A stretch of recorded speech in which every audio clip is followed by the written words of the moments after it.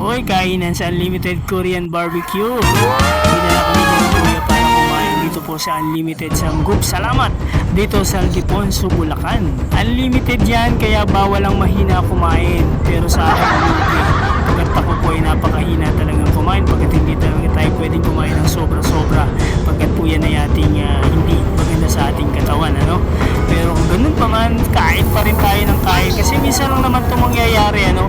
So, minsan lang naman. So, samantalahin na natin ang pagkakain. Wow! So, kain na tayo ng kain. Pagkat bukas may bayad na yan. Yung unang samgupsal na pinuntahan namin puno, ang dami talagang nakapila na naghihintay na matapos yung mga naunang kumain. So hindi namin sila pwedeng hintayin, baka abutin kami ng ating gabi. So naghanap kami ng iba pang sanggupsalan. So bumaba na kami dyan. Second floor yung building na yun ng sanggupsal. Dito rin po yan sa Aldiponso, Bulacan. So pumunta na kami sa isang, okay to, dali-dali na kami pumunta dun sa isang sanggupsalan. Dito mismo yan sa pinakabayan ng San Ildefonso. Yung Sanggup Salamat, Unlimited Korean Barbecue. So dire-diretso na kami sa loob.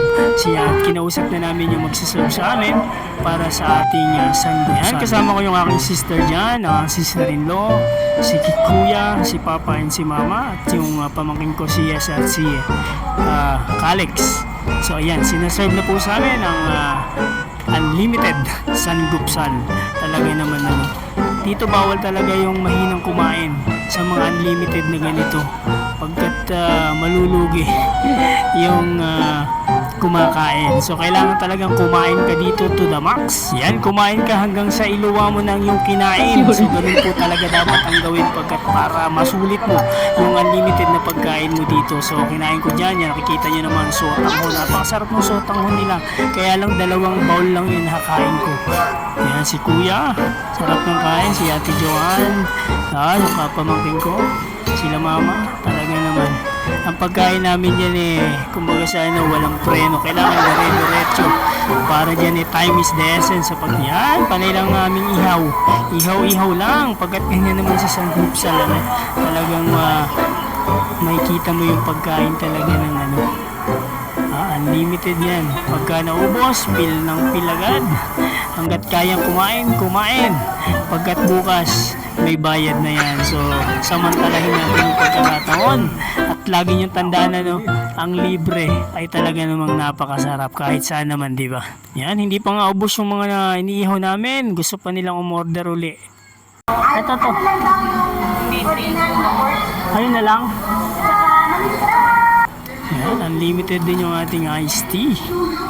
Sarap talaga kumain dito sa mga ganitong sanggupsal. Nakita nyo naman, ang kagat ko talaga naman. Parang gusto ko isang kagat na lang yung isang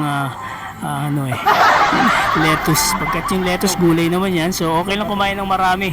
At yung itlog nila medyo may kaasiman siya, Hindi ko alam kung anong luto yun, kung sarsyado ba o scramble egg. Ayan ang aming tapos na yung aming pagkain dito sa mga oras na yan. Talaga namang solve na si Edison TV, kaya pa video na lang. Pero sila kumakain pa rin. Lahat naman ng pagkain, siyempre may katapusan. Yan, tapos na kaming kumain. Hindi naman pwede kaming hanggang umagang kumakain dyan sa Unlimited. Gustuhin man namin, tumagal pa ng konti, kaya lang hindi na po pwede. Pagkat kami lahat ay busog na. Yan, naghahanda na kami para umuwi sa aming bahay. So ayan, ayan po siya. Sa harap lang po yan ng mga inasal. Dito po yan sa Aldiponso, Bulacan. Ayan yung mga inasal. Di ba, sa harap lang. Bago lang yan, parang ang natatandaan ko parang Jollibee yan dati, So na-relocate yata yung yung Jollibee. Yan, nandiyan din yung Save More. So ayan, tapos na kaming kumain, pauwi na kami. Maraming salamat po sa mga nanood ng video na to. Baka naman pwede kayo mag-comment, sabihin nyo po kung saan kayo, para naman sa susunod na video ko ma-shoutout kayo. Maraming salamat po. Mag-ingat kayo palagi. God bless you po.